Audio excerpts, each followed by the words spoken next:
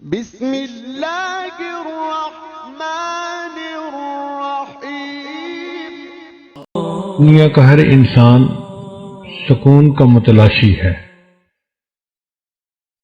اس سکون کو حاصل کرنے کے لیے دن رات محنت میں لگا ہوا ہے، اور اسی کے اوپر وہ اپنی کامیابی اور ناکامی کا مدار سمجھتا ہے۔ مگر غلط فہمی یہ ہوئی کہ جن اسباب سکون کو وہ حاصل کرتا ہے ان میں سکون ہے ہی نہیں۔ وہ یہ سمجھتا ہے کہ اگر مجھے مال مل گیا سکون مل جائے گا، اگر مجھے اچھی بیوی مل گئی تو سکون مل جائے گا، اگر مجھے بڑی زمین کا ٹکڑا مل گیا تو سکون مل جائے گا، اگر حکومت کے اختیارات مل گئے تو سکون مل جائے گا۔ اس لیے ہر بندہ زن، زر، زمین اور حکومت حاصل کرنے کے پیچھے لگا ہوا ہے۔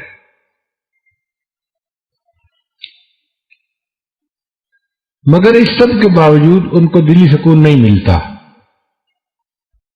اس لیے کہ جن چیزوں میں وہ سکون تلاش کرتے پھر رہے ہیں ان چیزوں میں سکون ہے ہی نہیں۔ قرآن مجید نے اس کا حل بتا دیا، الا بذکر اللہ تطمئن القلوب، جان لو اللہ کی یاد کے ساتھ دلوں کا اطمینان وابستہ ہے۔ نہ دنیا سے، نہ دولت سے، نہ گھر آباد کرنے سے، سکون دل تو ملتا ہے خدا کو یاد کرنے سے۔ تو جو انسان اللہ کو یاد کرے گا اللہ تعالیٰ اس کے دل میں سکون عطا فرما دیں گے۔ کچھ سواد نہ مصری اندر تے کھنڈا بھی چکھ ڈٹھیاں، ہمارے علاقائی زبان کا شعر ہے، اس کا میں ترجمہ کر دوں گا۔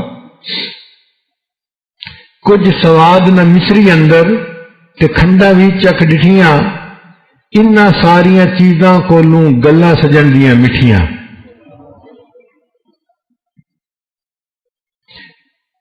کہ مصری بھی ہم نے کھائی مگر اس کو ہم نے مزیدار نہیں پایا، چینی بھی کھائی تو اس میں وہ مزہ نہیں آیا جو مزہ ہمیں اپنے محبوب کی باتوں کو سننے میں آیا ہے۔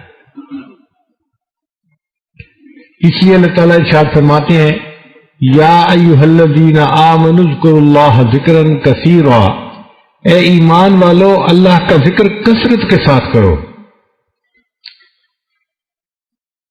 عجیب بات ہے کہ بندہ اللہ کا ذکر کرتا ہے، اللہ تعالیٰ بندے کا ذکر کرتے ہیں۔ فرمایا فاذکرونی اذکرکم، تم مجھے یاد کرو میں تمہیں یاد کروں گا۔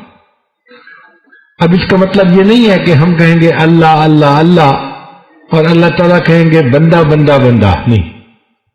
یاد کرنے کا اپنا اپنا مفہوم ہوتا ہے۔ اس کی مثال یوں سمجھیں کہ آپ کے بیٹے نے کسی بڑے افسر کو انٹرویو دینا ہے اور وہ افسر آپ کا دوست ہے، آپ اس کو فون کر کے کہتے ہیں کہ جی میرا بیٹا آپ کے پاس آئے گا انٹرویو کے لیے، آپ پلیز اس کو سلیکٹ کر لینا۔ وہ کہتا ہے بہت اچھا، وعدہ کر لیتا ہے۔ اب انٹرویو سے ایک دن پہلے آپ اپنے دوست کو پھر فون کر کے کہتے ہیں جی میں نے بیٹے کی بات آپ سے کی تھی، ذرا میرے بیٹے کو یاد رکھنا۔ اس کا کیا معنی ہے میرے بیٹے کو یاد رکھنا؟ کہ جب آپ فیصلہ کرنے لگیں تو میرے بیٹے کے حق میں فیصلہ کرنا، اس کی مدد کرنا، اس کے ساتھ نرمی کا معاملہ کرنا۔ تو اکثر کا یاد کرنا یہ کہلاتا ہے۔ اسی طرح ہم کہتے ہیں اللہ اللہ اللہ، یہ ہم نے اللہ کو یاد کیا۔ اور اللہ بندے کو کیسے یاد کرتے ہیں کہ اللہ جب بندے کے اوپر حالات بھیجتے ہیں تو نرمی کا معاملہ کرتے ہیں، اپنے بندے کی مدد فرما دیتے ہیں۔ یہ اللہ اپنے بندے کو یاد کر رہے ہوتے ہیں۔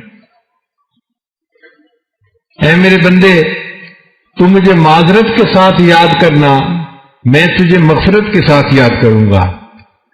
اے میرے بندے تو اطاعت کے ذریعے مجھے یاد کرنا، میں عنایت کے ذریعے تجھے یاد کروں گا۔ قرآن مجید میں انہی لوگوں کو جو کثرت سے ذکر کرتے ہیں اولو الالباب، عقل مند لوگ کہا گیا، کہ جو اللہ کو کثرت سے یاد کرنے والے لوگ ہیں یہ عقل مند لوگ ہیں۔ شیطان ہمارا دشمن ہے، وہ ذکر کرنے والے بندے کے راستے میں روڑے اٹکاتا ہے، اور یہ روڑے دو طرح کے ہوتے ہیں، کبھی شبہات کے ذریعے سے اور کبھی شہوات کے ذریعے سے۔ شبہات کے ذریعے کا کیا معنی کہ دل میں شبہ ڈال دیتا ہے۔ اللہ تعالیٰ کے وجود کے بارے میں، شریعت کے بارے میں، احکام شریعت کے بارے میں، اور یہ چیز اس بندے کو کفر تک پہنچا دیتی ہے۔ شریعت کی کسی چیز میں شک کرنا یہ انسان کو کفر تک پہنچا دیتا ہے۔ اس لیے نبی علیہ السلام نے دعا مانگی، اللہم انی اعوذ بک من الشک والشرک والشقاق والنفاق وسوء الاخلاق، یعنی شرک جو اتنا بڑا گناہ ہے، اس سے پہلے اللہ کے حبیب صلی اللہ علیہ وسلم نے شک سے پناہ مانگی اللہ کی، کیونکہ یہ شک انسان کو برباد کر دیتا ہے۔ تو شیطان شبہات کے ذریعے سے، شکوک کے ذریعے سے انسان کو برباد کرتا ہے۔ بدل دے دل کی دنیا، دل بدل دے، میرا غفلت میں ڈوبا دل بدل دے۔